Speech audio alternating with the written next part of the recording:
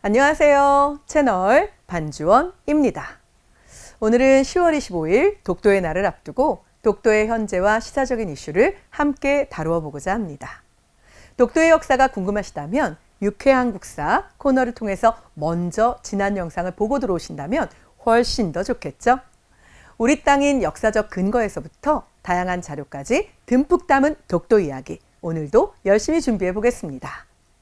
대한민국의 영토 아름다운 돌섬인 독도는 동도와 서도 두 개의 주섬과 주변 89개의 작은 부속도섬 및 암초들로 이루어져 있습니다. 각각의 생김새에 따라 물개바위, 독립문바위, 촛대바위, 얼굴바위 등 다양한 이름으로 불리는 바위들이 있죠. 독도는 크게 동도와 서도 두 개의 봉우리로 구성되어 있는데요. 2012년 대한민국 국가해양부는 국가지명위원회를 통해 동도 봉우리를 우산봉, 서도 봉우리를 대안봉이라고 이름 붙였습니다. 바위로 분류되던 것은 탄건봉으로 재분류해서 독도는 3개의 봉우리를 가진 섬이 된 것이죠. 우리나라의 명확한 영토 주권을 행사하고 지명 혼란을 방지하기 위한 목적으로 만든 것입니다. 독도는 우리 땅이라는 노래, 대한민국 국민이라면 누구나 한 번쯤은 외우고 불러보았던 노래인데요. 교과서에 가사가 실린 것은 물론 가사 속에 독도에 대한 다양한 정보까지 빼곡하게 담겨져 있는 노래입니다. 이러한 노래 독도는 우리 땅이 그 가사가 달라졌다는 점 알고 계신가요? 그 가사를 통해 세대가 구분될 수도 있다라고 이야기하는데요. 처음 노래가 만들어진 1982년과 비교해서 독도의 평균 기온과 강수량이 많이 달라진 것이죠.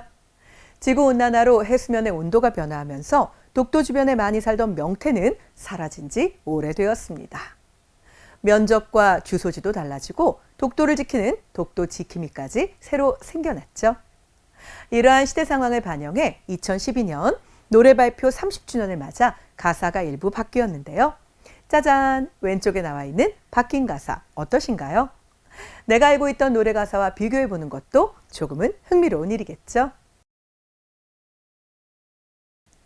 한국의 아름다운 섬 독도에 대한 일본의 억지 주장은 오늘날까지도 꾸준하고 집요하게 이어지고 있는 상황인데요. 일본은 독도를 자신들만의 명칭으로 부르고 있습니다. 바로 다케시마라는 이름이죠. 일본 외무성은 홈페이지에 독도에 대해서 이렇게 쓰고 있습니다. 한국의 다케시마 점거는 국제법상 아무런 근거가 없이 행해지는 불법 점거라고 말이죠. 매년 자신들의 영토 등에 대한 기록을 공식적으로 발표하는 일본 방위백서에서도 독도 영유권을 끊임없이 억지로 주장하고 있죠.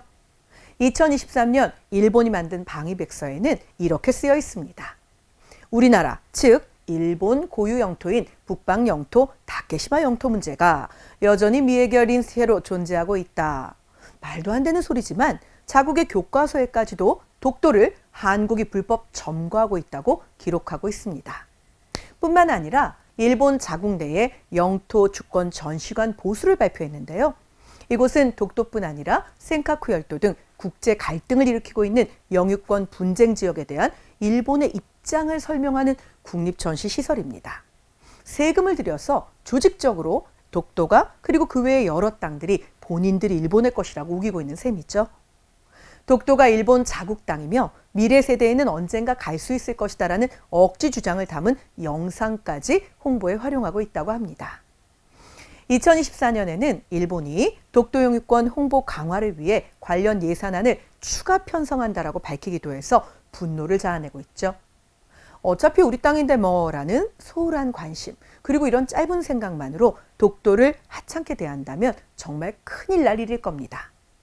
이러한 사건들 그리고 일본의 억지 주장들 하나하나가 쌓인다면 언젠가는 일본에게 빌미를 내어줄 수 있는 근거 자료가 될 수도 있다는 점 결코 잊지 말아야겠습니다. 독도를 알리고 지키기 위한 노력은 우리에게도 꾸준히 이어지고 있는 것이죠. 독도의 첫 주민은 고 최종덕 씨였습니다. 1963년 첫 발을 디딘 후 독도 서도에서 물고기를 잡으며 어부로 22년간 사셨는데요. 서도 중간 분지에 민물이 나오는 샘물을 찾아 정착을 했다고 합니다. 이후에도 독도를 지키기 위한 사람들의 관심과 발길이 이어지면서 2023년 8월 기준 독도에는 약 26명이 거주하고 있게 되었습니다. 또한 독도로 본적 주소 옮기기 운동이 이어진 이후 2019년까지 약 3,500명 정도의 국민이 독도를 등록 기준지로 바꾸어 두었다고 합니다. 2010년부터는 독도 관람객 중 희망자에 한해 울릉군에서 울릉군 독도 명예 주민증을 발급하고 있기도 한데요.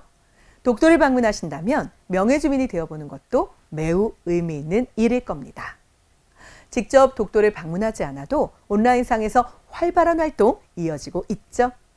사이버 외교 사절단 반크는 2023년 9월 독도 사이트를 새로 개설하기도 했습니다. 일본의 독도 왜곡에 대응해서 독도를 세계인들에게 제대로 알릴 수 있도록 만든 것이죠. 조선시대 울릉도와 독도를 지키기 위한 자발적인 활동을 펼쳤던 안용복의 이름을 따서 21세기 안용복이라고 이름 붙인 사이트가 바로 그것입니다. 독도를 소개하고 역사 속 독도의 모습을 돌아보고 일본 주장의 문제점이 무엇인지 논리적이고 객관적으로 파악하는 것까지 꼼꼼하게 진행하고 있다고 하죠. 박기태 방크 단장은 다음과 같이 인터뷰에서 이야기했습니다. 이 사이트를 통해 한국의 청소년들을 21세기 안용복으로 변화시킬 수 있습니다. 일본 정부의 독도 왜곡에 대해 감정적인 분노만이 아니라 전 세계 교과서, 백과사전, 세계 지도상에 확산되는 일본의 독도 왜곡을 선제적으로 대응해 나가도록 준비하고 도울 것입니다. 이외에도 독도 해상 순찰 및 연구와 학술 대회를 지속적으로 개최하고 울릉도 독도 지원 특별법을 발의하는 등 꾸준한 노력이 이어지고 있는 상황입니다. 우리 눈에 보이는 독도는 푸른 동해 가운데에 떠 있는 작은 바위섬입니다. 높이는 서도가 168.5m, 동도가 98.6m이고 둘을 합한 면적은 18만 7,554 제곱미터에 불과하다고 하죠. 하지만 눈에 보이는 것이 전부는 아닙니다. 250만 년 전에 화산작용에 의해서 생겨난 독도는 제주도와 울릉도 등 우리 영토를 이루는 화산섬들 가운데 가장 먼저 태어났다고 하죠.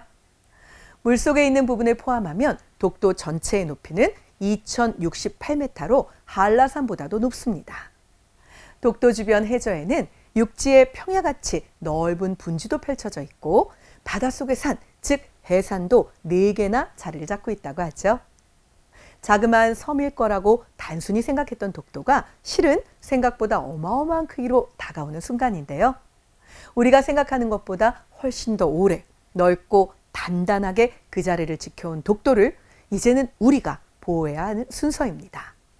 독도는 역사적, 지리적, 국제법적으로 명백한 대한민국의 고유 영토입니다.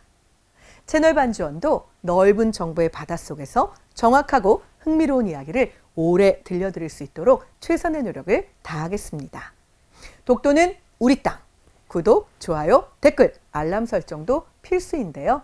정말 원하시는 분은 구독 설정하시고 매주마다 힘있는 댓글도 실어주세요. 오늘도 감사했습니다.